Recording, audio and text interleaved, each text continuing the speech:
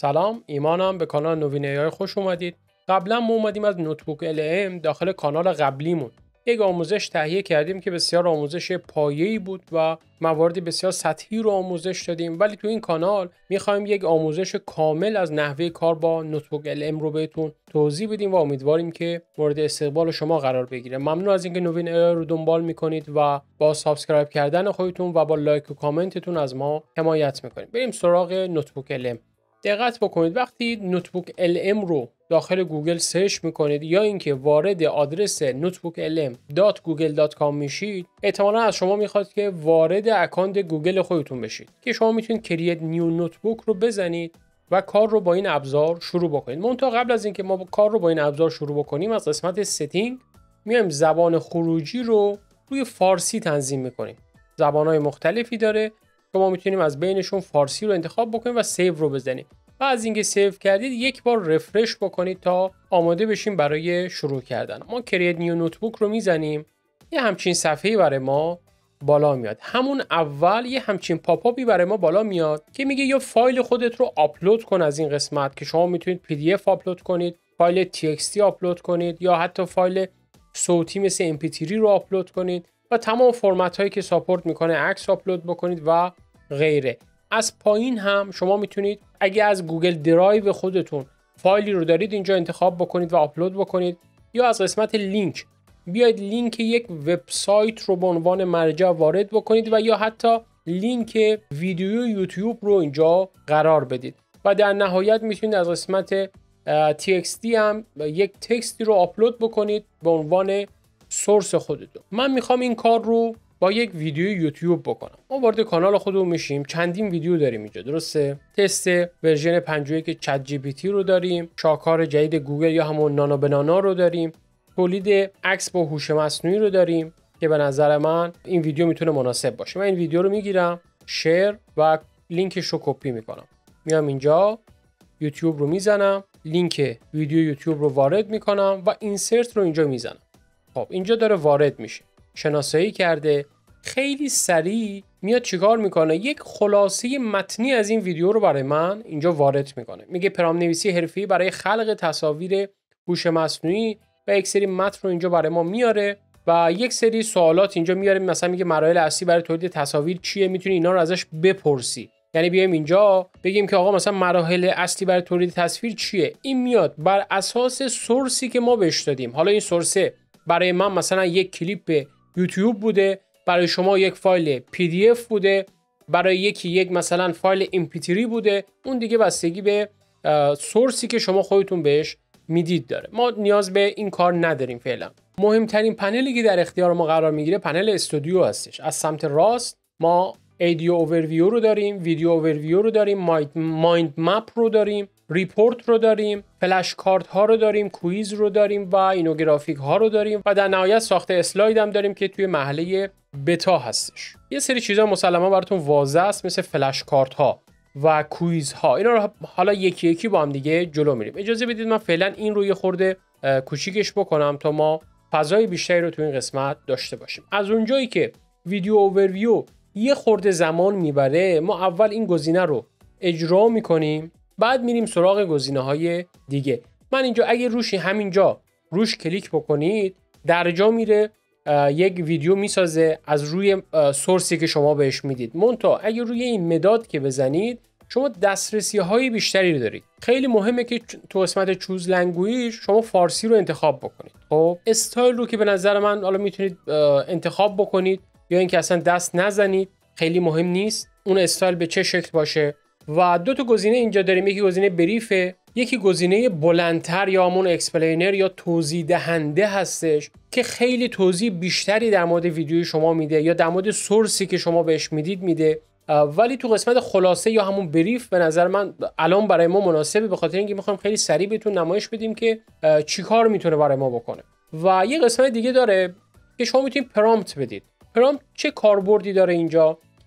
مثلا میگید که من این سورسی که در اختیار تو قرار دادم میخوام برای این مورد استفاده بکنم، یا دقیقاً به دنبال یه همچین گزینه‌ای هستم توی سورسی که بهت دادم. خیلی میتونه تو این زمینه کمک بکنه. میتونید هم اصلا وارد نکنید، یا مثلا میتونید بگید که آقا من این سورسی که دادم رو میخوام برای کار خاصی استفاده بکنم و تو بیا این نکات رو حتما روش فوکس بکن و حتما این نکات رو برای من استخراج بکن و توجه ویژه‌ای به این نکات مثلا داشته باش. خب ما همون بریف رو انتخاب میکنیم، ویژوال استایل رو که به نظر من همون اوکیه، آتو سلکت میذاریم و اینجا جنریت رو میزنیم. این قسمت پایین گفته که مقداری زمان میبره، شاید 10 دقیقه 15 دقیقه به خاطر ویدیو بودنش زمان ببره.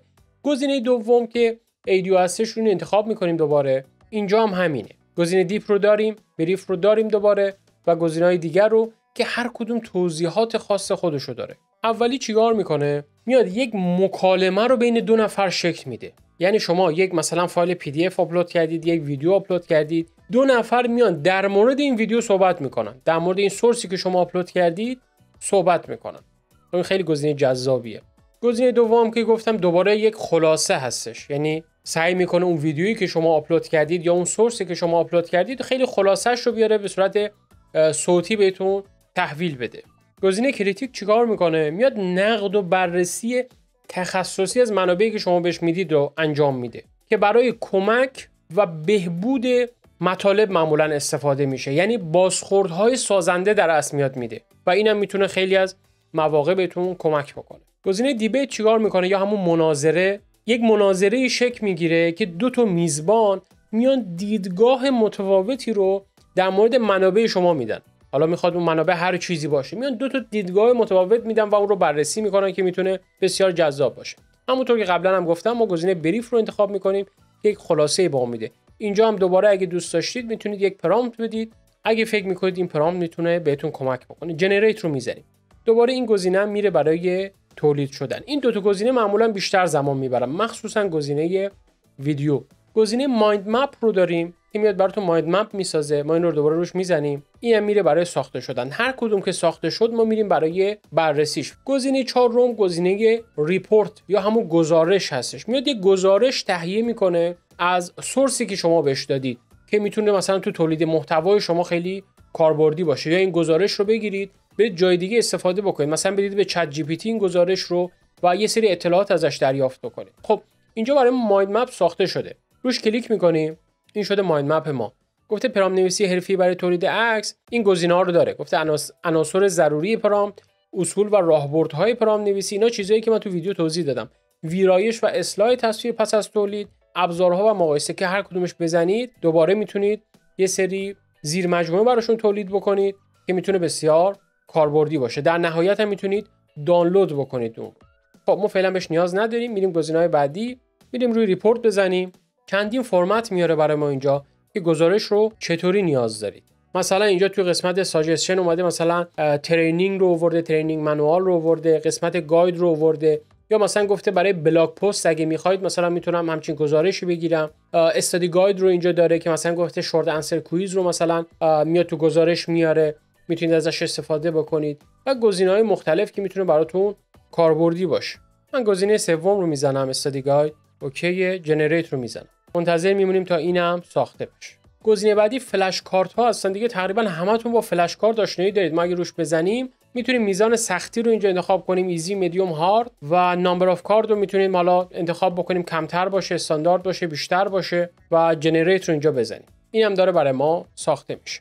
البته که نوتبوک LM هم شبیه مثلا جمنای، شبیه هوش مصنوعی دیگه نسخه پرو داره، نسخه معمولی داره. نمیدونم نسخه معمولی تا چه حد به ما اجازه میده از نوتبوک LM استفاده بکنیم. اگه اطلاعاتی بود حتما تو گوشه صفحه بهتون نمایش میدم. خب اینجا چند تاشون ساخته شدن، فقط ویدیو هنوز مونده، بقیه همشون ساخته شدن. الان اینجا فلش کارت رو داریم، ما رو فلش کارت میزنیم، ببینید یه همچین چیزی برای ما ساخته شده. گفته طبق ویدیو اولین و اصلی ترین چیزی که در پرامپت نویسی برای تولید عکس باید با آن پرداخت چیست؟ روش که کلیک بکنیم گفته سوژه اصلی تصویر. دوباره میتونیم بریم بعدی. این فلش کارت ها رو اومده برای ما ساخته. خب این شد از فلش کارت. الان اومده اون فایل صوتی که ساختیم رو اینجا برای ما آورده. من پلی میزنم، امیدوارم صداش درست بیاد. بریم گوش بدیم. این خلاصه نکاتیه برای اینکه با هوش مصنوعی عکس‌های حرفه‌ای بسازید.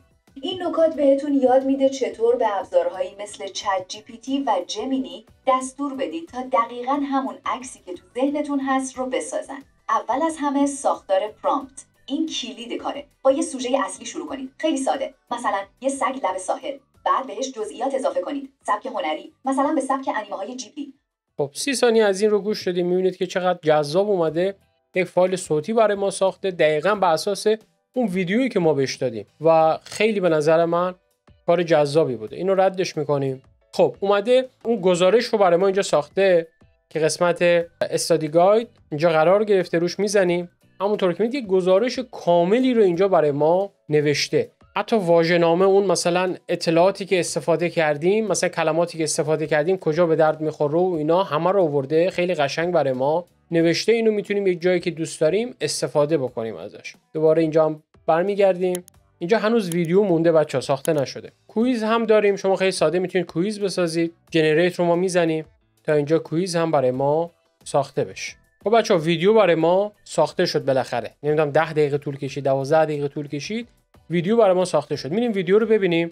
ببین چقدر فونت‌های فارسی رو قشنگ نوشته. پلی می‌کنیم. می‌خوایم ببینیم چطور میشه ایده هامون رو به عکسای خفن هوش مصنوعی تبدیل کرد. تا حالا شده که ایده عالی داشته باشی ولی عکس هوش مصنوعی اونی نشه که می‌خوای؟ راز کار یه کد پیچیده نیست. فقط باید یاد بگیرید با هوش مصنوعی حرف بزنید. خب بریم سر اصل مطلب. هر پرامپت خوب با یه چیز شروع میشه، سوژه اصلی.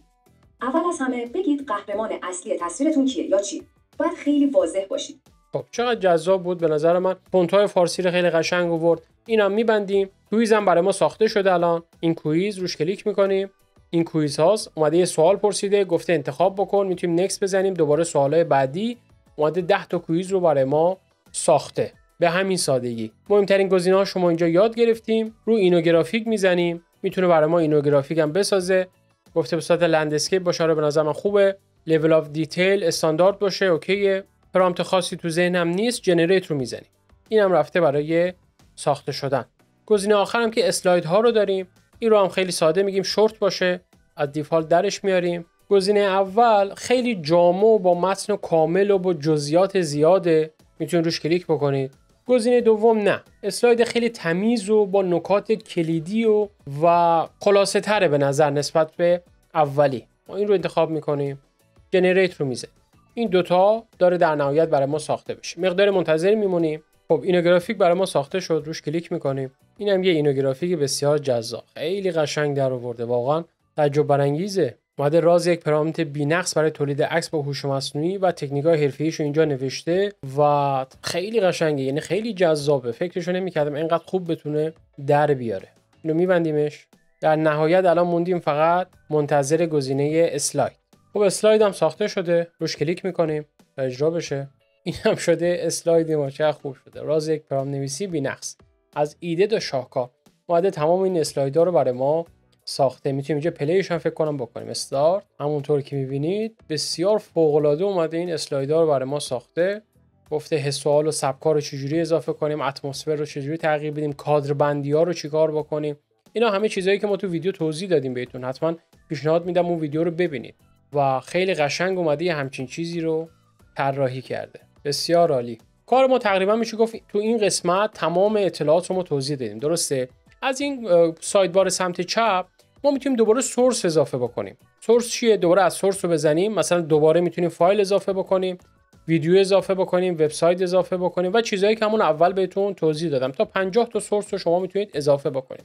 و تمام این کارهایی که ما کردیم رو دیگه بر اساس یه دونه سورس نمیاد بسازه. بر اساس 2 تا سورس، 3 تا سورس یا هر مثلا 10 تا سورسی که شما اضافه کردید بر اساس اونا میاد بسازه. پس این کار رو هم میتونید انجام بدید. سرچ تو وب داره. مثلا میتونید سورس رو بعد تو داخل وب اضافه بکنید. مثلا میزنیم پرامپت نویسی برای تولید عکس، اینتر رو میزنیم، داره سرچ میکنه. خب اومده چند تا سورس دیگر رو برای ما پیدا کرده. گفته اینجا میتونید ایمپورت بکنید. و شما بر اساس حالا نیاز خودتون هر کدوم از اینا رو که دوست داشتید میتونید ایمپورت بکنید و به سورس های خودتون اینها رو اضافه بکنید. مثلا یکیش از زومیته، یکیش مثلا یک ویدیو یوتیوب دیگه است. اینا همه رو میتونید به سورس های خودتون اضافه بکنید. پس این گزینه هم هست. آخرین گزینه، شما بر اساس سورسی که وارد کردید همونطور که اولم گفتم میتونید ازش سوال بپرسید. مثلا من اینجا سوال میپرسم، گفتم درباره کادر بندی عکس بهم توضیح بده. میپرسم ازش. خب اومده دقیقاً همین کارو کرده.